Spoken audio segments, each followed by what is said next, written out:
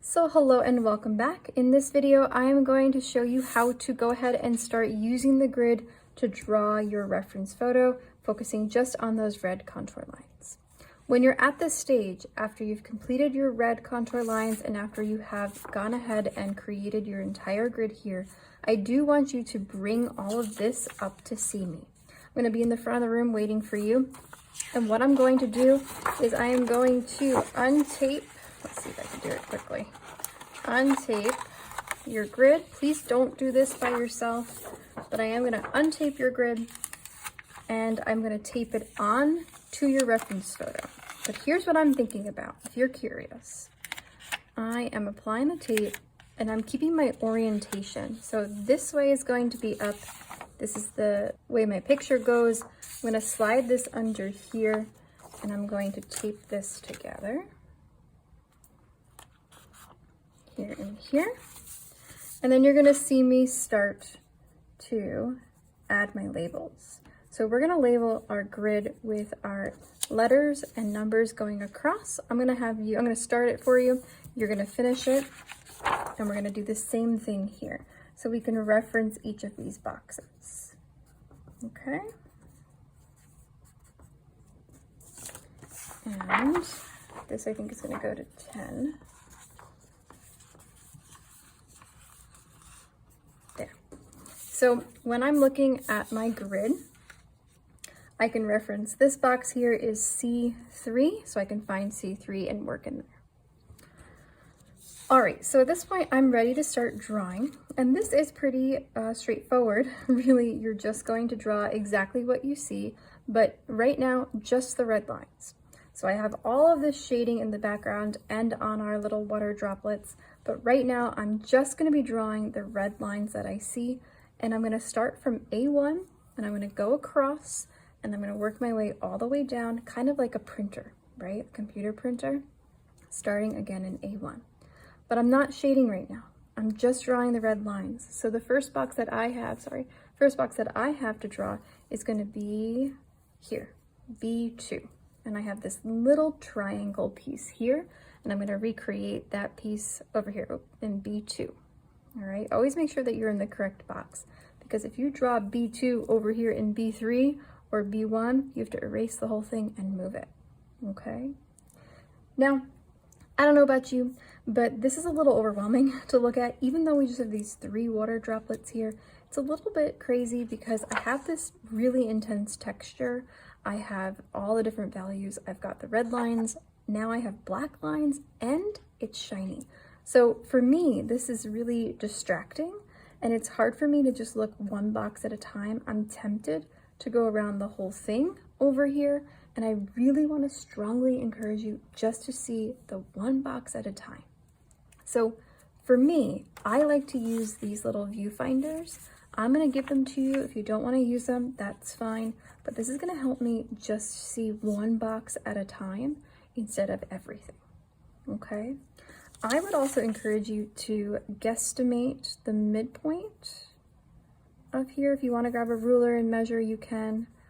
But mark off the midpoint, because that can really help you start to have this conversation. So if I put this here, it's a slightly smaller than this box. I'm going to anchor it in this corner.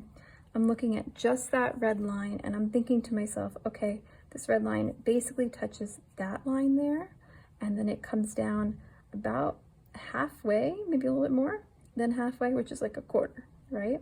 So I'm seeing this as a little bit of a triangle. I'm in B2. Let me set myself up here. I'm going to guesstimate the middles. Find B2. I'm going to anchor it in the corner the same way. And now I'm going to put a little mark sort of where I think that this line is going to go from that corner, or from that midpoint to maybe about here. And I can draw that little bit of a triangle in. Okay, now that might not be perfect. That's my first guess. I'm not going to check it right now. I'm just going to slide to the next box right here, and I'm going to repeat that process. So I'm looking where this line has a bit of a curve to it. It's coming down a little bit from here, but way farther down on this side. So again, I'm going to anchor it in one of my corners. I'm going to look maybe about here, and it's curving up a little and coming down maybe to there.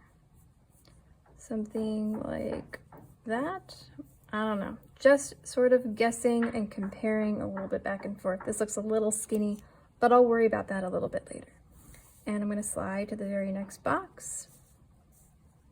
And look at that tiny little baby triangle coming in here. Trying to get that little triangle. And then I'm going to keep going, but I'm going to guess there is nothing in that next box for me to draw. So I'm going to keep going all the way over to here. This is B8. All right. I'm going to find, oh, I never finished this part. I'm going to find B8. Let me slide this under. B8. And this comes in right sort of near the very top of this line, sort of arches a little bit and comes down. It has a little bit of extra space there. Kind of coming in here and exiting there.